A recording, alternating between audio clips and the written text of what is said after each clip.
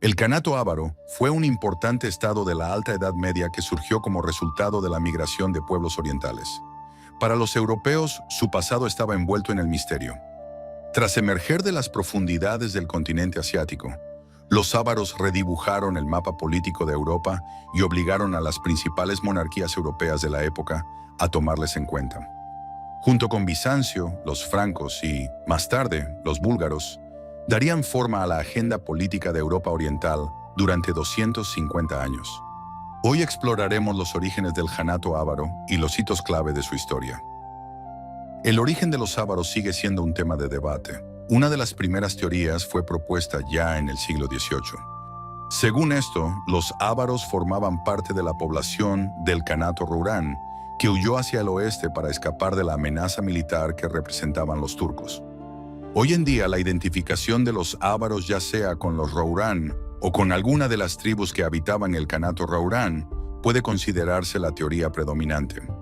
Sin embargo, otra complicación radica en el hecho de que los orígenes de los Rourán son sumamente controvertidos, lo que con el tiempo ha dado lugar a hipótesis alternativas sobre quiénes podrían haber sido originalmente los ávaros. Una teoría sostiene que ellos, al igual que los mongoles, pertenecían a la confederación tribal Xianbei. Otra sugiere que eran de origen Tungus Manchú.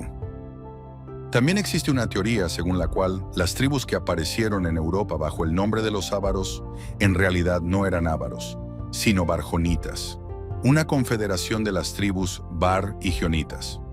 Los chionitas eran un pueblo de habla iraní. Impulsados hacia el oeste por la expansión del Kanato túrquico, los barjonitas surgieron entre los mares Negro y Caspio, donde fueron erróneamente identificados como ávaros.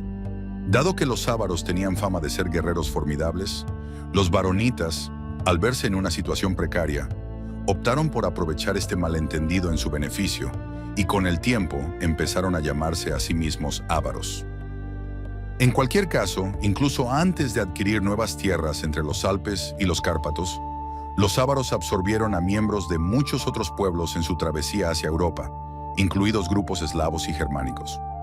El propio nombre ávaros probablemente se utilizaba desde principios del siglo VII para referirse a la élite gobernante y para entonces aludía más a la posición social de una persona que a su origen. En el siglo VIII, los gépidos, búlgaros y eslavos del Kanato ávaro también se autodenominaban ávaros si lograban ascender a la clase gobernante. Así que el único hecho indiscutible es que los ávaros abandonaron sus tierras habituales y se desplazaron hacia el oeste, presionados por el Kanato túrquico, cuya expansión arrolladora llegó hasta el Mar Negro. A más tardar en el año 557, ya habían llegado a la región de la estepa entre el Volga y el Don. Allí entraron en contacto con los alanos, aliados de Bizancio, y a través de ellos establecieron comunicación con el emperador Justiniano I. Los ávaros firmaron un tratado con él, según el cual, a cambio de pagos monetarios, se comprometían a someter a ciertos pueblos hostiles a los bizantinos, en especial los cutrigures, que habían estado asolando el imperio con sus incursiones.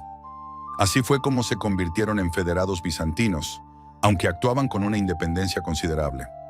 En lugar de hacer la guerra contra los cutrigures, los ávaros, persiguiendo sus propios intereses, formaron una alianza con ellos. Huyendo de los turcos que los perseguían, los ávaros abandonaron las estepas situadas entre el Volga y el Don y, hacia el año 560, cruzaron el río Dnieper. Por esa época, el líder de la confederación tribal, Bayan, se proclamó Kagan. Abriéndose paso a sangre y fuego, los ávaros llegaron hasta la cuenca baja del Danubio, pero no se detuvieron allí. Al contrario, avanzaron aún más hacia el oeste y atacaron a los francos. Es posible que estuvieran actuando en alianza con Bizancio, que en ese momento libraba una guerra contra los francos en el norte de Italia. La campaña ávara contra los francos en el año 566 resultó sumamente exitosa. Los francos fueron derrotados y su rey, Sigeberto, fue capturado y posteriormente liberado tras el pago de un rescate. Los ávaros firmaron un tratado de paz con ellos y dirigieron su atención al reino de los gépidos, en la región septentrional del Danubio. Ese estado había adquirido un enemigo poderoso en los lombardos, que habían migrado desde el norte. En 567, los ávaros formaron una alianza con los lombardos contra los gépidos, y juntos destruyeron el reino gépido. Después, los lombardos avanzaron hacia el norte de Italia, donde establecieron su propio estado, marcando así la etapa final de la Gran Migración. El reino lombardo siguió siendo aliado de los ávaros hasta su caída en el siglo VIII, mientras que los propios ávaros conquistaron nuevos territorios para asentarse de forma permanente y se establecieron en Panonia. Hacia el año 580, el Khan Bayan había consolidado su autoridad sobre la mayoría de las tribus eslavas, búlgaras y germánicas que habitaban Panonia y la cuenca de los Cárpatos. En virtud de un tratado con Bizancio, los ávaros continuaron recibiendo tributo del imperio a cambio de proteger sus fronteras septentrionales de las incursiones eslavas. Sin embargo, cada vez que el imperio no podía pagar ni contratar mercenarios ávaros, los ávaros saqueaban sus territorios balcánicos. En 568 saquearon Dalmacia y en 582 capturaron la ciudad clave de Sirmio. Para el año 600, el estado ávaro, que abarcaba una multitud de pueblos, se extendía desde lo que hoy es Austria en el oeste hasta la estepa póntico-caspiana en el este. Bizancio intentó resistir las invasiones de sus vecinos del norte y en ocasiones logró derrotarlos. Pero una nueva guerra con el Irán sasánida, que estalló en 602, obligó a las fuerzas bizantinas a desplazarse hacia el este, dejando a los ávaros vía libre en los Balcanes desprotegidos. Además, cuando los persas marcharon contra Constantinopla, el Khan se puso de su lado.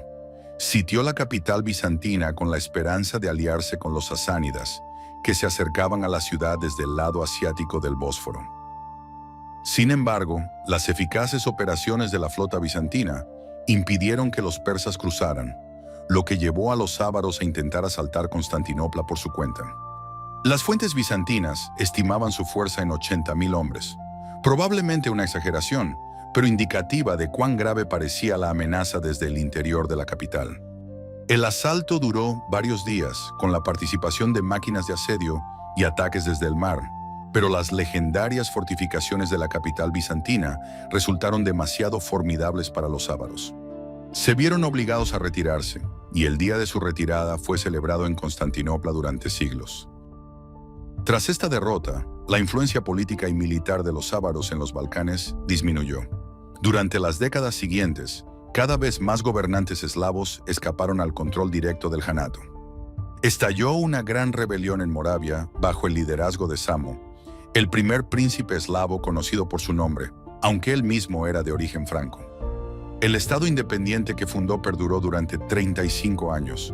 Tras la muerte de Samo, los ávaros recuperaron estas tierras. Al mismo tiempo, el Kanato sufrió nuevas pérdidas en los Balcanes, donde los príncipes eslavos también se liberaron de su dominio. Durante un tiempo, Bizancio y el estado ávaro dejaron de compartir una frontera común.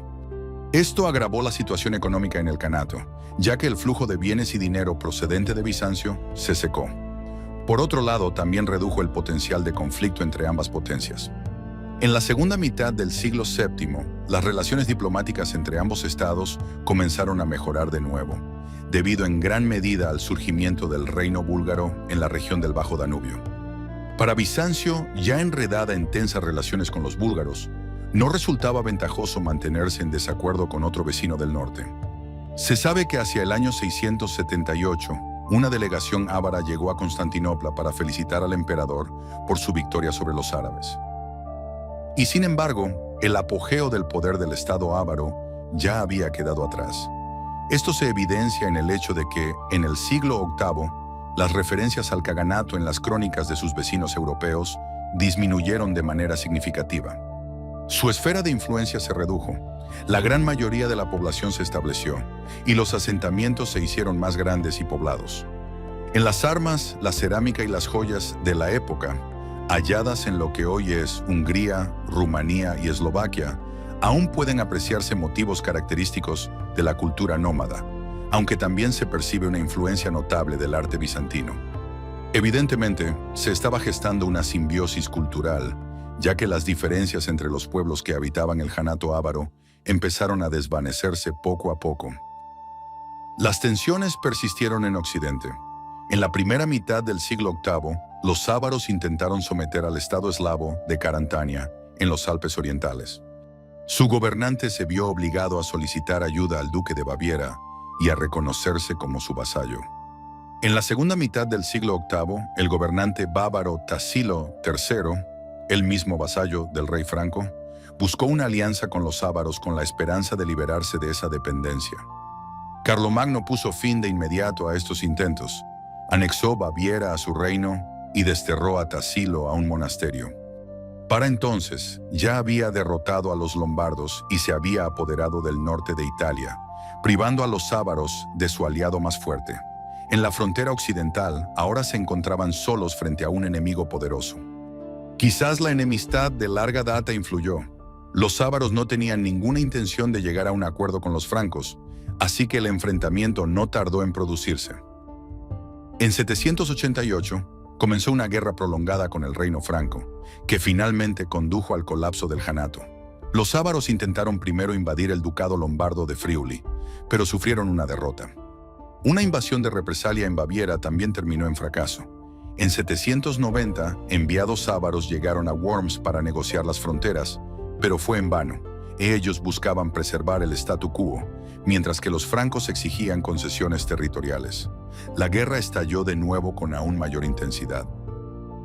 Bajo esta presión, estalló una guerra civil en el Kanato en 795, lo que resultó en la muerte del Khan.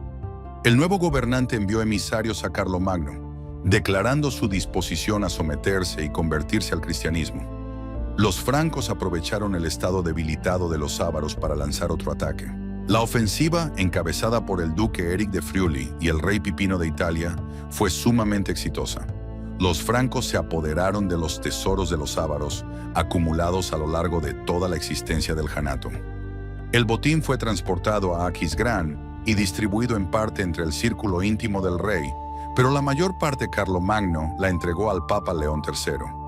Todos estos tesoros fueron fundidos y no han sobrevivido hasta nuestros días. En el año 796, el gobernante de los ávaros acudió ante el rey de los francos para jurarle lealtad y ser bautizado junto con su séquito. Pero la tregua fue de corta duración.